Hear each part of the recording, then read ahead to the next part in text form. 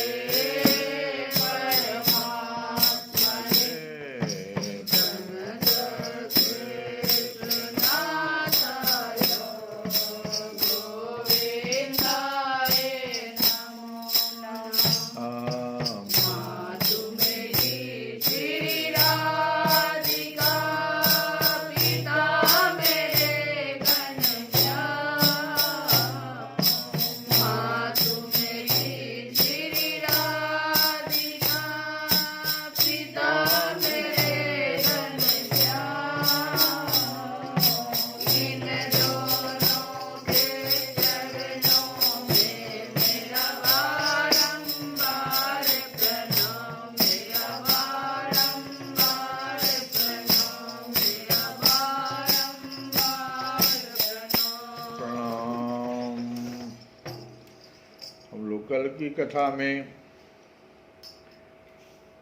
3 खंडों की,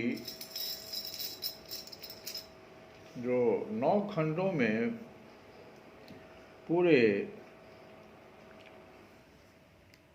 भूमंडल को बांटा गया, उसमें से 3 खंडों की चर्चा और वहाँ किस भगवान का किस रूप में यजन किया जाता है, किस मंत्र से किया जाता है, इसको सुन रहे हैं।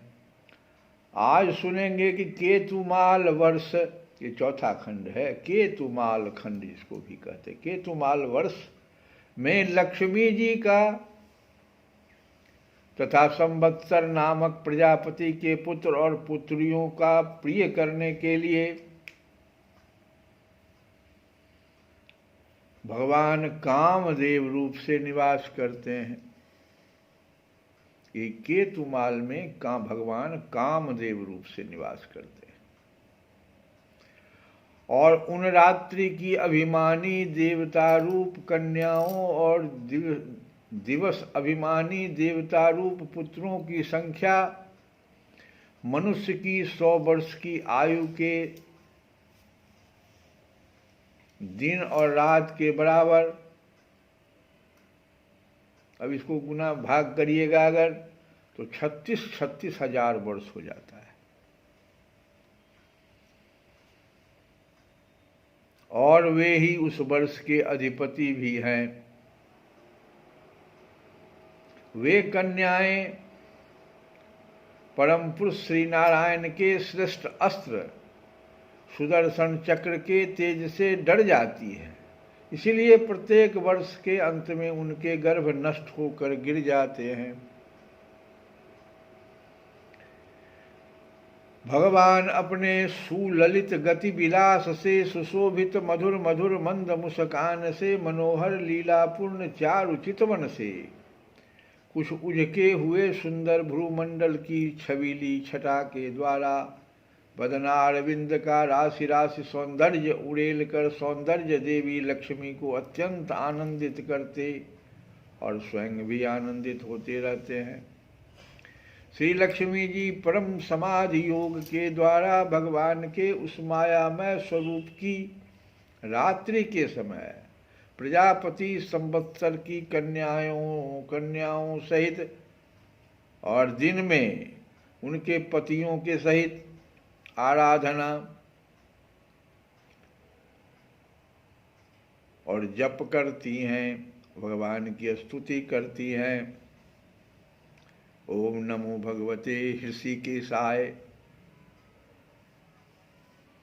सर्वगुण विशेषै विलक्षिता मने आकूतीनां चित्तीनां चेतसां विशेषानां च अधिपते। ये सब इतना बड़ा ये मंत्र है, बहुत बड़ा मंत्र है। इस मंत्र से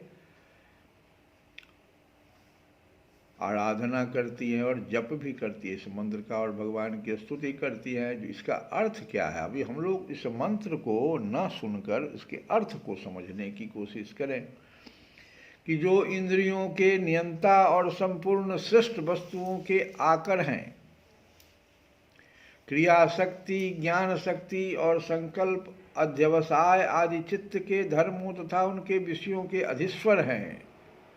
11 इंद्रिय और 5 विषय इन 16 कलाओं से युक्त हैं, वेदोक्त कर्मों से प्राप्त होते हैं तथा अन्नमय, अमृतमय और सर्वमय हैं।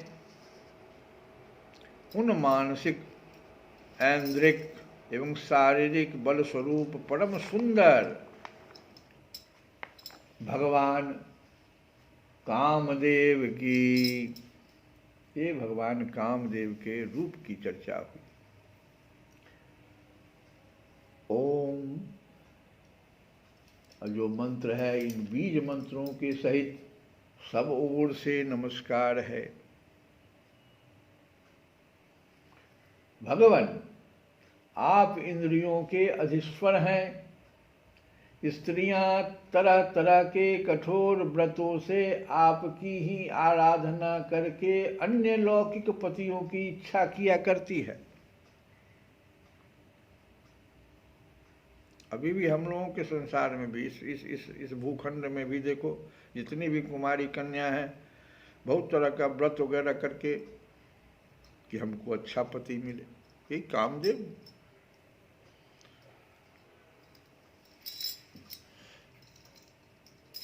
किंतु वे उनके प्रिय पुत्र, धन और आयु की रक्षा नहीं कर सकते, क्योंकि वे स्वयं ही परतंत्र हैं।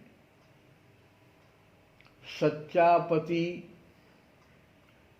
पति का अर्थ ही होता है, शास्त्र कहता है कि पति का मतलब होता है रक्षा करने वाला या ईश्वर। तुम लोग पति का अर्थ आज समझो। आज की कथा में जितनी भी महिलाएं हैं, वो पति का शास्त्र में जो अर्थ है वो है रक्षा करने वाला या ईश्वर, और यही वो नहीं कर पा रहे हैं।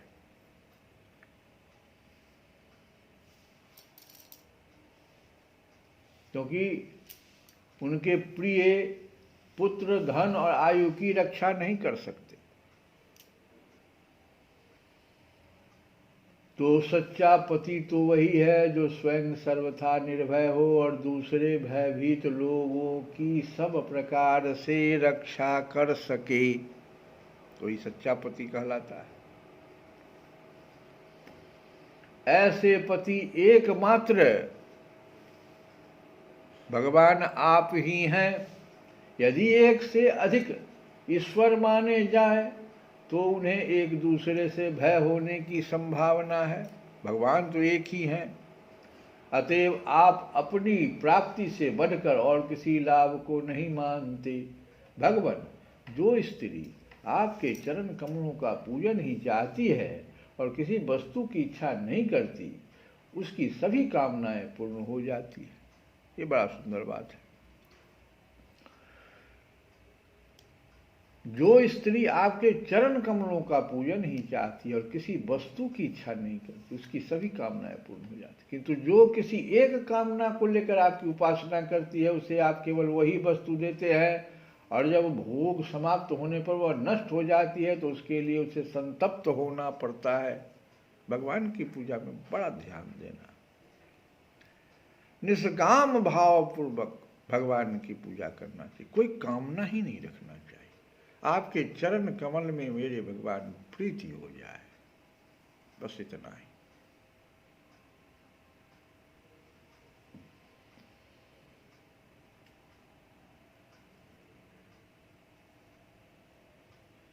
दशरथ जी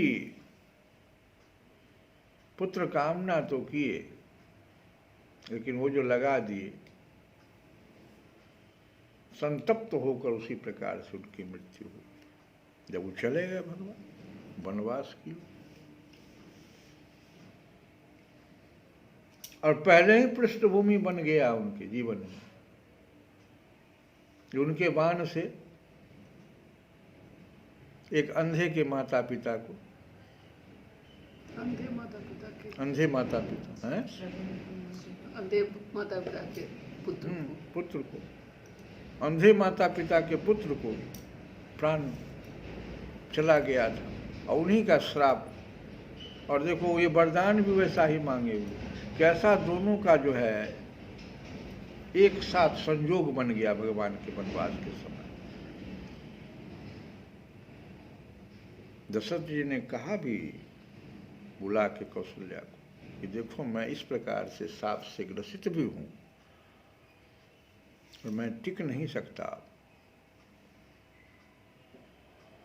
क्योंकि उसी प्रकार का संयोग जो बन गया। भगवान चले, इनके बिना हम रह नहीं सकते। वरदान में ही बसते, वरदान में ही मैंने मांग लिया था कि जैसे मछली पानी के बिना नहीं रह सकती,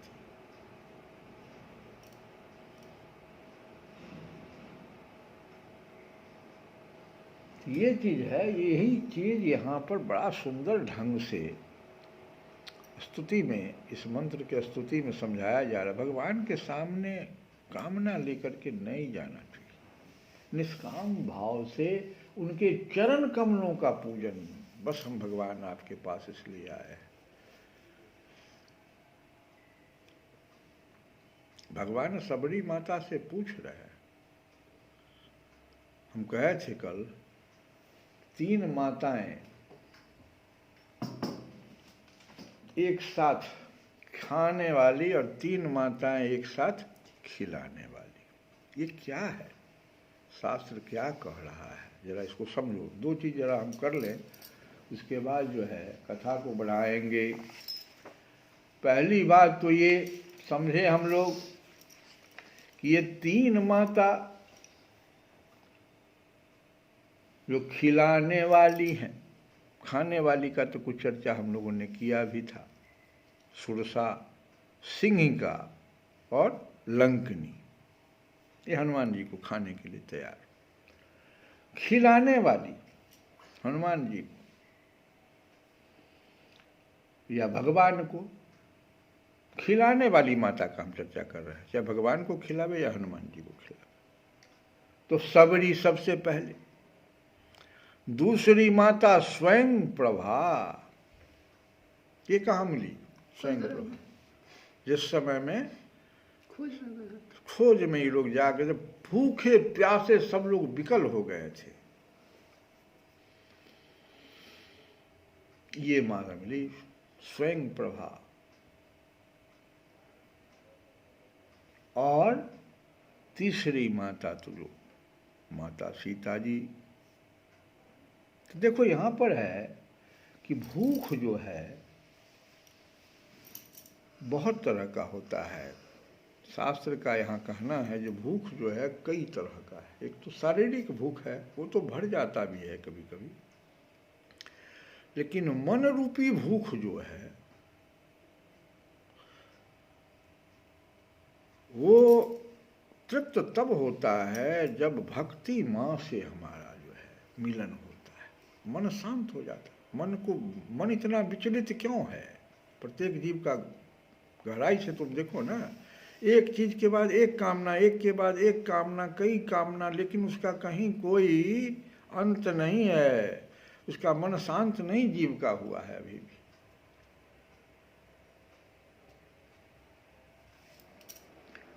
सबसे पहले माँ सबरी के पास भगवान जाते हैं। भगवान में छटपटाहट है कि भक्ति सीता जी की चोरी, वही नहीं जानकारी लेने के लिए।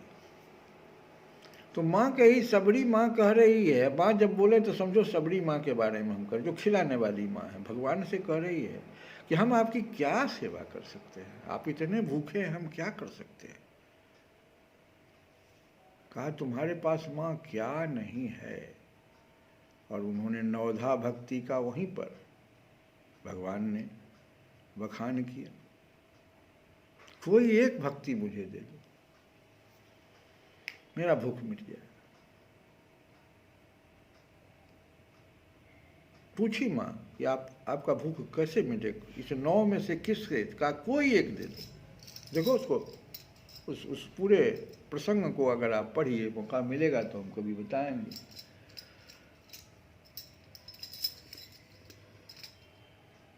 स्वयं प्रभा, तो ये है सबरी माँ की जो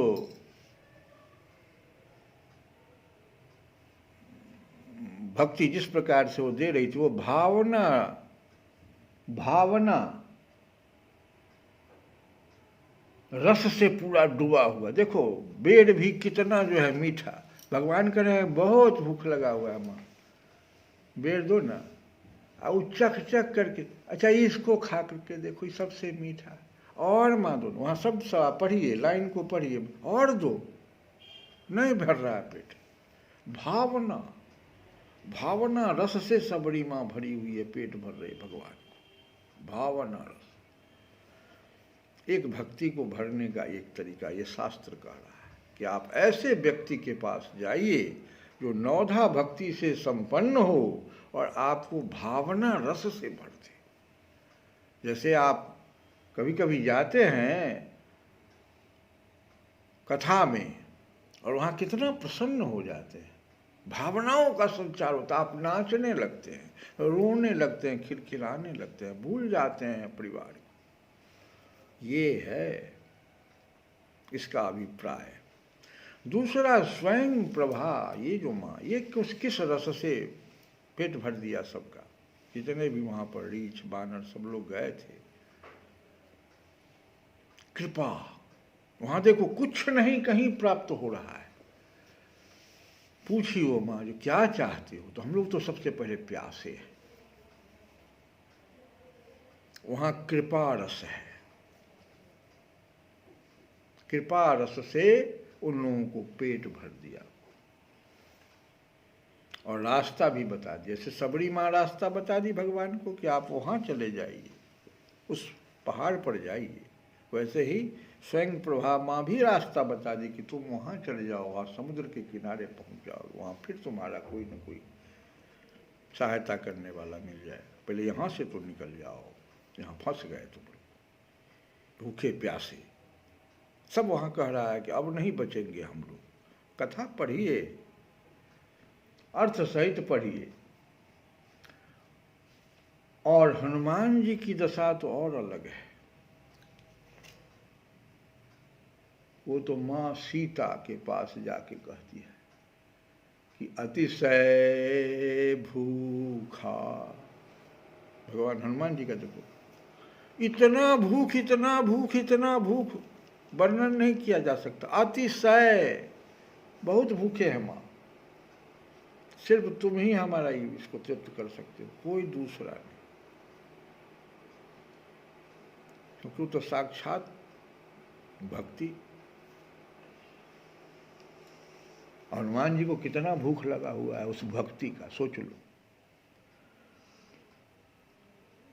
तो मन बुद्धि की भूख मिटाने वाली माँ सीता है। मन और बुद्धि का भूख जो होता है सो इसी प्रकार का होता है, जो ये तीन माँ मिटा देती है। एक कृपा से, एक भावना से, और एक तो साक्षात वरदान दे करके। भगवान के ही तुम अजर अमर गुण निधि सुतो, जाओ तुम। अब तो भगवान ने ऐसा पेट भर दिया हनुमान जी का।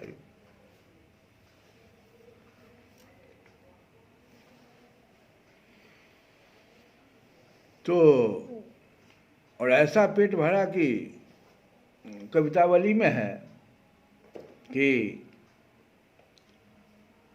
सांची शिवकाई हनुमान की सुजान राय। तुलसीदास की कवितावली में ऐसा शब्द लिखा हुआ। अरिनिया कहाए हऊ, सच्ची सेवा तो हनुमान जी ने किया भगवान का।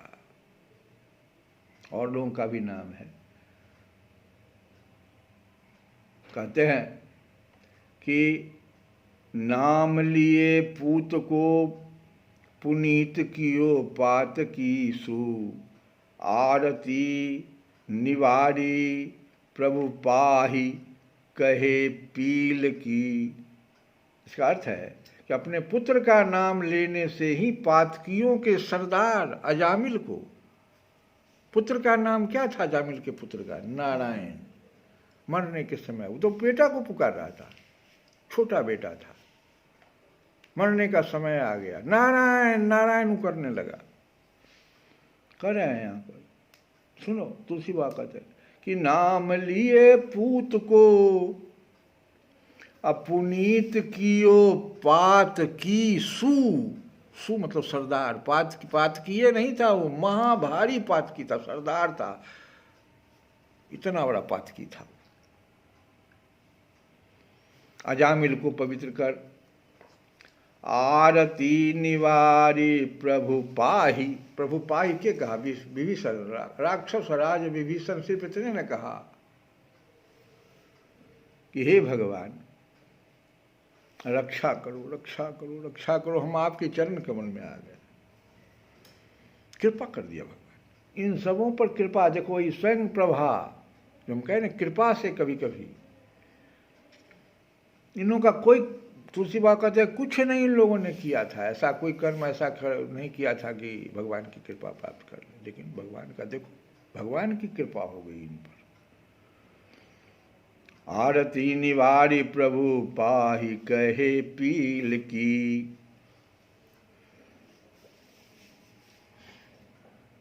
रक्षा करो गजराज का दुख दूर कर दिया।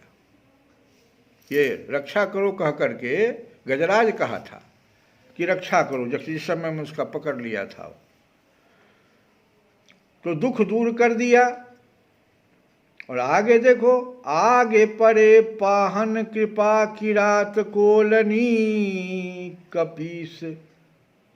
आगे परे, हे नाथ आपने कृपा करके आगे परी शिला पाहन, आगे परे पाहन कृपा, कृपा किया आपने, किरात पाहन पर किया, शिला पर किया, किरात पर किया, भीलनी पर किया, सुग्रीव कपीस, सुग्रीव को कहते हैं, कपियों की राजा कपीस सुग्रीव। आगे परे, जो आगे परे आपके आगे कृपा के लिए, आगे परे पाहन कृपा किरात कोलनी कपीस।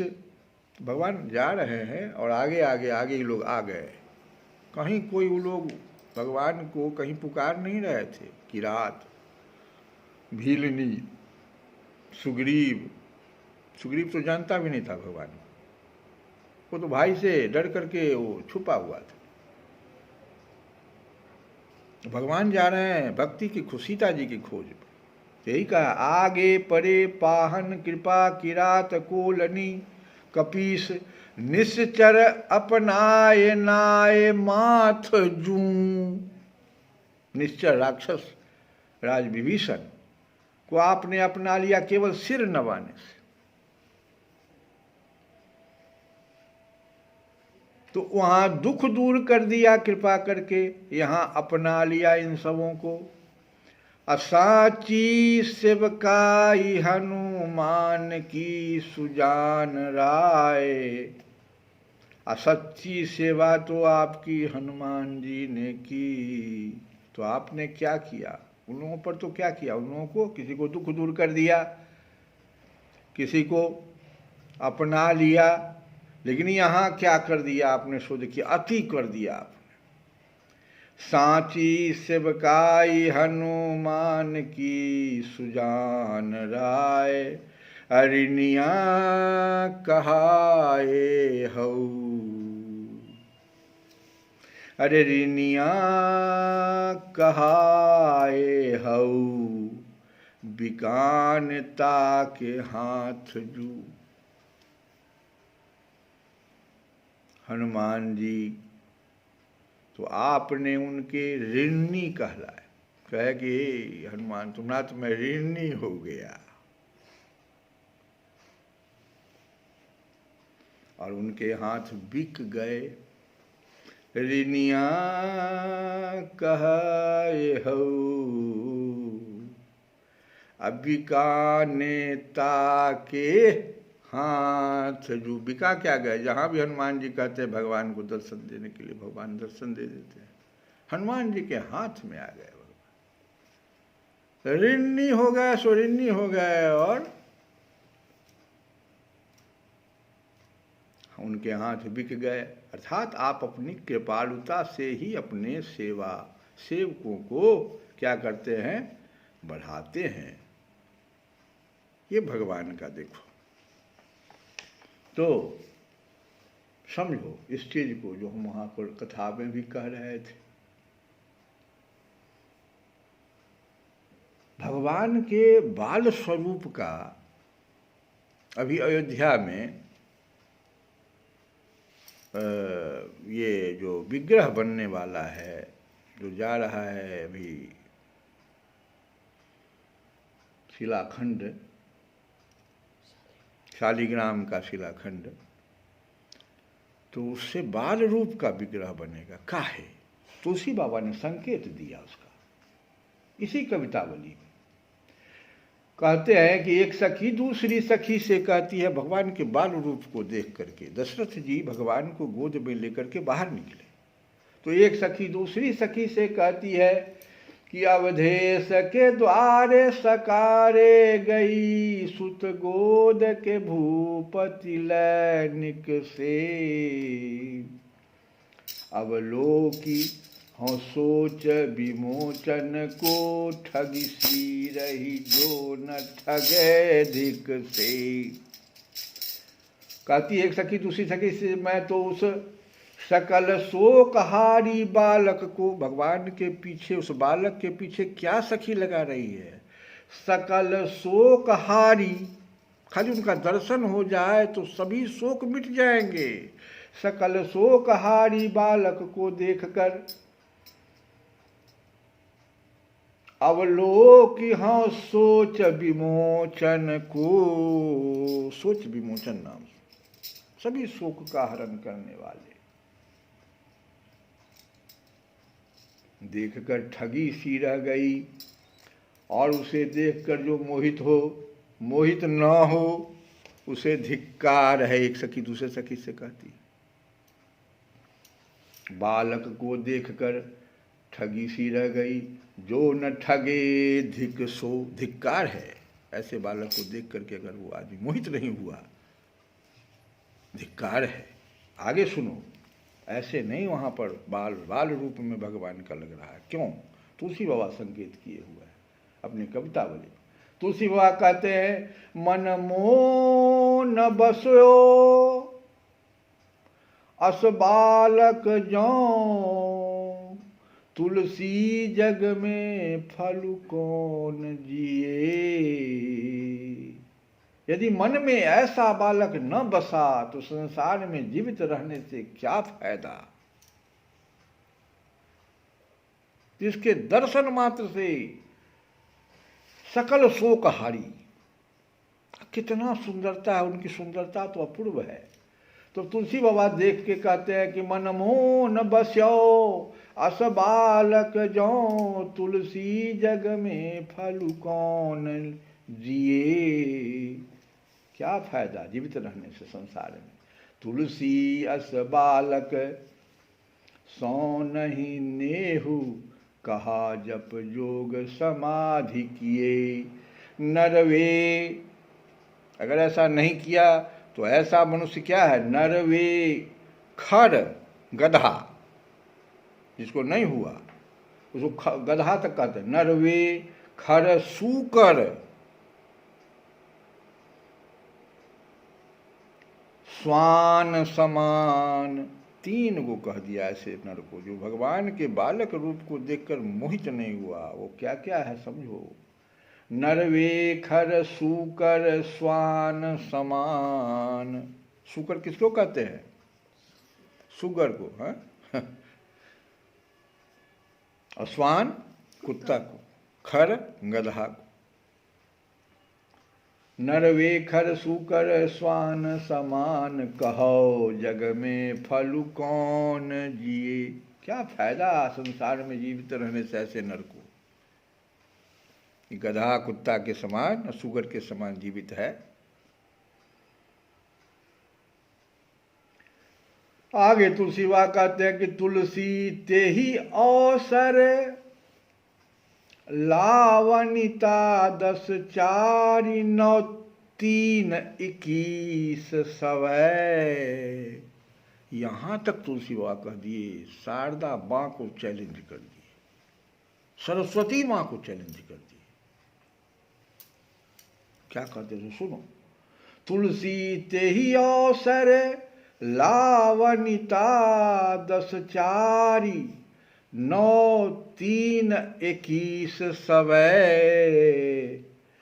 मति भारती, भारती कहते सरस्वती माँ को, मति भारती सरस्वती की माँ की भी मति, मति भारती पंगु भई। भगवान को देख करके सरस्वती माँ के पास कोई अब नहीं शब्द है।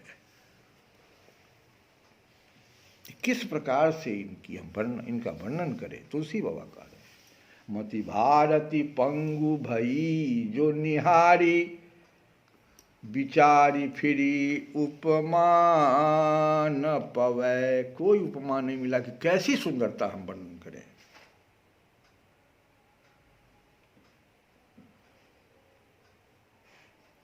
श्री शारदा की मति उस समय की सुंदरता की उपमा 14 भुवन 9 खंड, जो भी हम 9 खंड की चर्चा भी तीसरे या चौथे खंड में है, तो 9 खंड, तीनों लोक और 21 ब्रह्मांड। वहाँ जो 21 सब है, 3 21 सब शब्द सब जो आया है, 21 ब्रह्मांड में जब विचार पूर्वक खोजने पर भी, शारदा माँ के द्वारा इतने दूर तक भी खोजने पर भी नहीं पा सकी, तब कुंठित हो गई। 10 गुना माधुर्य, माधुर्य सिर्फ 10 गुण, 10 गुना होता है, 10 गुण होते हैं माधुर्य में। देखो कितने प्रकार का गुण होता है, सब गुण माता सरस्वती के पास। माधुर्य के 10 गुण होते हैं, रूप, लावण्य, सौंदर्य, माधुर्य,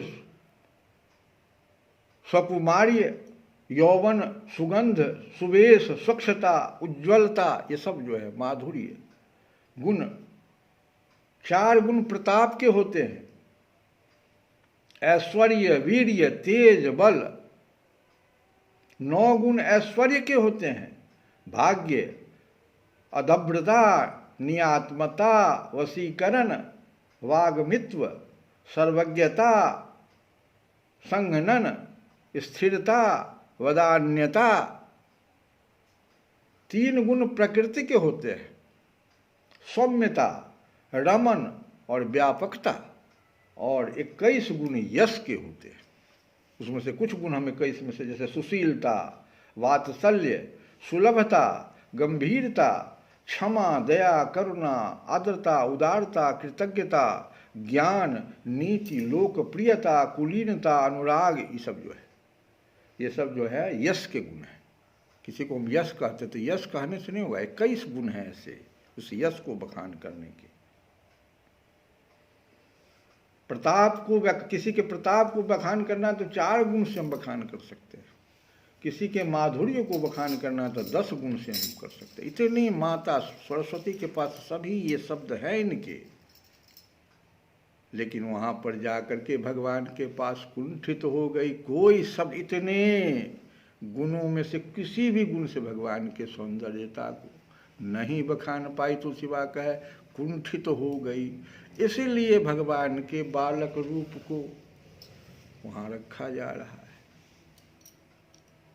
ध्यान दीजिए, श्री राम जय राम, जय जय राम, श्री राम जय राम, जय जय राम, श्री राम जय राम, जय जय राम, श्री राम जय राम, जय जय राम। श्री कृष्ण गोविंद हरे